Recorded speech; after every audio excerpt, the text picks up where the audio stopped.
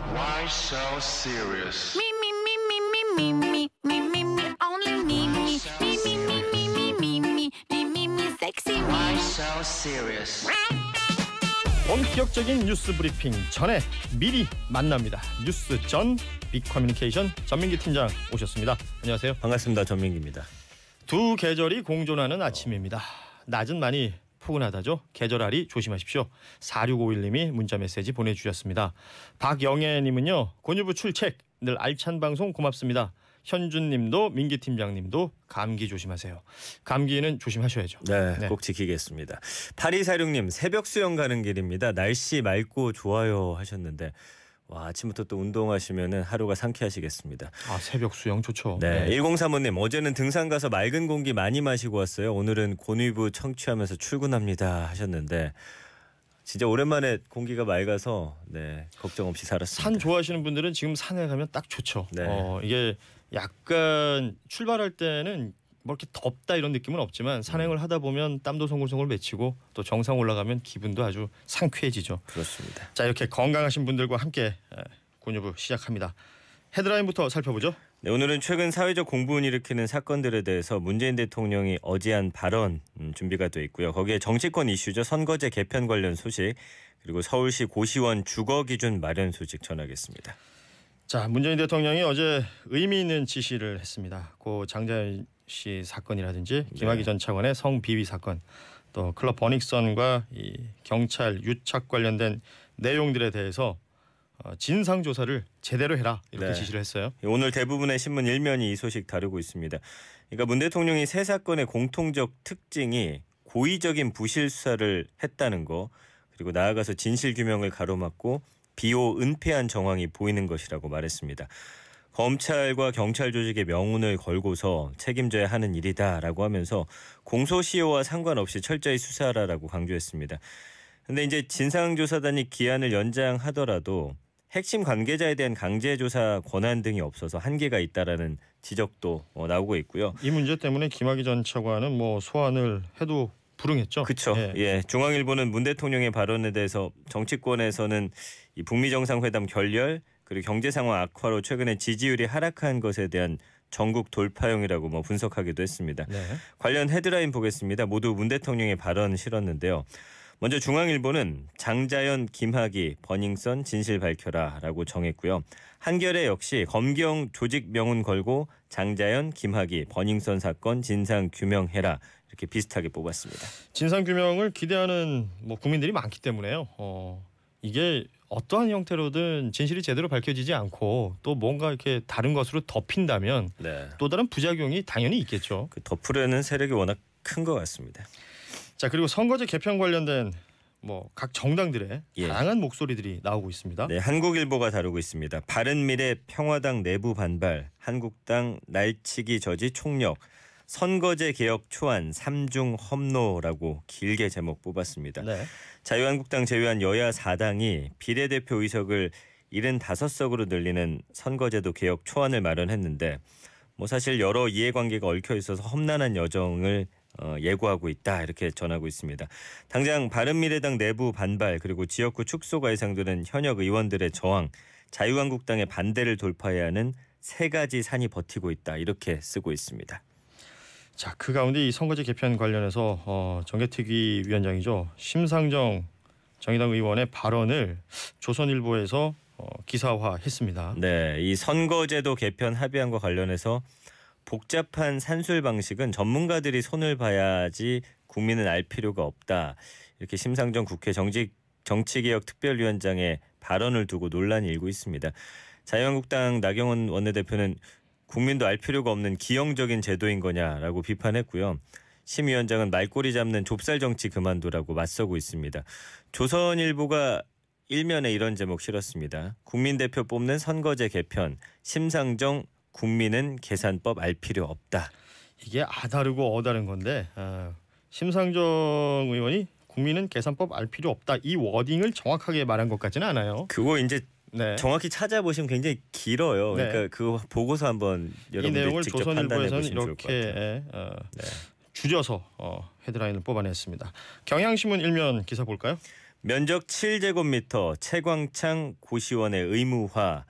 서울시가 고시원의 열악한 주거 환경 개선하기 위해서 고시원 주거 기준을 전국에서 처음으로 만들었습니다. 방 면적을 7제곱미터 이상으로 하고 창문 설치를 의무화하는 것이 주요 내용입니다. 지난해 11월 7명의 사망자 냈던 종로 고시원 화재를 계기로 마련한 대책입니다. 이게 뭐 아주 어찌 보면 가장 기본권 중에 기본권인데 지켜지지 않는 그런 주거 공간들이 제법 있죠. 사실은 네. 고시원이라는 곳이 그 고시 공부하는 사람들 들어와서 공부하던 곳 아닙니까? 맞습니다. 이게 지금은 또 하나의 어떤 1인 가구들의 주거 형태가 되어버려가지고 굉장히 기형적으로 진행이 되고 있는데 네. 이런 부분들에 대해서도 좀 알뜰히 살피는 그런 정책들이 필요해 보입니다. 그렇습니다. 1인 가구가 진짜 많거든요. 예. 자, 인터넷 뉴스 토픽 보겠습니다. 네덜란드 총격 사건. 네. 지금 사실 대부분 포털 실검 1위는 그 이희진이라는 이름이 뜨고 있는데 청담동 주식 부자로 한때 그렇죠. 유명했던 그 부모님이 피살당했다고 맞습니다. 하죠. 네. 이거는 잠시 후 이명선 기자가 좀 전해드릴 거고요. 네. 이 네덜란드 총격 사건, 네덜란드 중부 위트레흐트시에서 현지 시각으로 18일 오전에 한 남성이 트램 안에서 총격을 가해서 현재까지 최소 3명이 사망하고 9명이 다쳤습니다. 37살의 터키 출신 남성을 범인으로 지목하고서 7시간 뒤에 체포했다고 현지 경찰이 발표했거든요. 그러니까 이번 총격 사건이 뉴질랜드 참사 사흘 만에 발생했습니다. 현재 두 사건 사이 연관성에 대한 징후는 없는데 네덜란드 당국은 이번 사건이 테러와 연관됐을 가능성도 있다 이렇게 보고 있습니다. 또 이번 사건의 용의자가 한 명이 아니라 더 있을 가능성도 배제하지 않고 있는데 사실 총격 사건이 한 곳에서 벌어지고 나면 이후 좀 연쇄적으로 그런 것 생기는 같아요. 경우가 네. 많더라고요. 그렇기 때문에 좀 예의 주시해야 되지 않을까 싶습니다. 그러니까 위험합니다. 네. 뭐 유럽 여행 계획이 있거나 지금 여행 중인 분들은 또 주의하셔야 될 것 같아요. 네.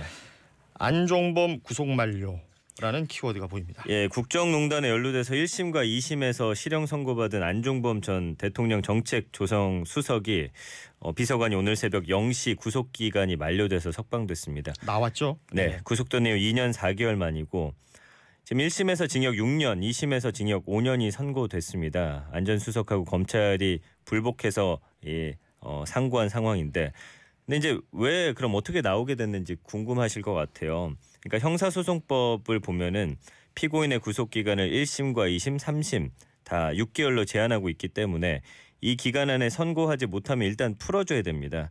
그러니까 안 전 수석 사건의 직권남용 혐의가 현재 대법원 전원 합의체가 심리하고 있고 대법원에서 2심 판단이 확정되면은 안 전 수석이 다시 수감돼서 남은 형을 이행해야 합니다. 그러니까 3심제이기 때문에 3심 재판이 모두 끝나기 전 상황에 각각의 그 재판에서 6개월 이내 구속기간 동안 그렇습니다. 선고를 해야 되는데 지금 3심이 진행 중인 상황이고 구속기한인 6개월은 다 채웠기 때문에 네네. 일단은 석방을 하는 것이고요.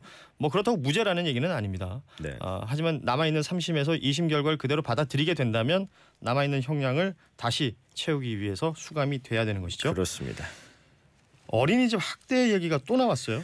그러니까 지난주 경북 구미에 있었던 일 전해드렸었는데 이번엔 남양주의 한 시립 어린이집인데 이 영상 보면은 여자아이 둘이 이불위에서 장난치고 있고 교사가 다가와서 베개를 뺏어가지고 한 아이를 베개로 덮어버립니다. 한 30초 정도. 네. 이 베개를 치워주니까 벌떡 일어선 아이가 교사에게 허리를 깊이 숙여서 인사를 합니다. 90도로 인사하고. 예. 우는 아이를 뭐 때리기도 하고 뭐 이것뿐만이 아니죠. 밥 안 먹는다고 우겨놓고 대변 봤다고 혼내니까 아이들이 집에서도 참는다고 합니다. 피해 아이들 현재 심리치료 받고 있고 이 어린이집이 남양주시가 운영하는 공립 어린이집인데 화면 속 공립이에요? 보육교사 중 한 명이 우수교사 또 표창을 받기도 했거든요. 그러니까 사실은 이런 일이 계속 반복돼서 CCTV를 의무화했는데도 이런 일이 끊이지 않는단 말이죠. 네. 어떻게 하면 막을 수 있을지 좀 고민을 해봐야 할 것 같습니다. 이런 뉴스가 뭐 지금 뭐 몇 차례 연속적으로 나오고 있고 네. 이제는 이 뉴스를 정확하게 저희가 전달하지 않더라도 어린이집 아동 학대입니다라고 하면 대부분 상상이 돼요. 이제는 그 영상들이. 똑같죠 하는 일들이. 그러니까요. 그리고 뭐 근본 대책을 마련해야 된다고 하는데 사실 저도 이제 근본 대책이 뭔지를 모르겠어요. 어떻게 막을 수 있을지 좀 다 같이 고민해봐야 할 것 같습니다. 선생님들이 또 아이들을 사랑하고 정말 또 성심성의껏 또 아이들 보호하고 있는 선생님들도 계시기 때문에 맞습니다. 이 교사들을 전체를 두고 뭐라고 얘기하는 건 문제가 될 것 같고 이 문제가 있는 이 교사들에 대해서는 확실한 어떤 대책 마련이 필요해 보입니다. 그렇습니다. 그 조금 전에 저 고시원 관련해서 이제 제도 뭐 개선이 된다라는 저희 뉴스 전해드렸었는데 9090 끝번호 쓰시는 분이 고시원에 시설 규제를 하면 방값이 올라가서 그나마 버티던 것도 힘들어요라는 메시지 보내주셨습니다. 이게 시설이 이게 뭐랄까요? 삐까뻔쩍하게 막 좋아지는 게 아니잖아요. 그렇죠. 아주 기본적인 내용들을 확보하자는 것인데 이게 방값이랑 연동이 돼서 방값이 올라가고 거기서 생활하시는 분들이 힘들어진다면 이 또한 악순환일 수 있으니까 이 네. 부분도 좀 세심히 살펴야 할 것으로 보입니다. 그러네요. 그리고 주순순님이요. 우리 전민기 팀장 옆모습이 하하 씨랑 똑같다라고 문자 메시지를 보내주셨는데 거기에 또 반대되는 문자가 하나 있습니다. 8990 끝번호 쓰시는 분이 좋은 아침입니다. 전민기 팀장님 제가 닮은 꼴 연예인 제대로 찾아냈습니다. 하하 씨는 절대 아니고 바로 배우 강지환 씨. 싱크로율 99%. 글쎄요. 네, 제가 뭐 천의 얼굴을 갖고 있나 봅니다. 네. 천의 얼굴. 예, 미안합니다. 알겠습니다. 지금까지 천의 얼굴 섹시민기 전민기 팀장이었습니다. 고맙습니다. 고맙습니다. 고현준의 뉴스 브리핑. 더 친절하게, 더 재미있게. 여러분은 지금 고현준의 뉴스 브리핑을 듣고 계십니다.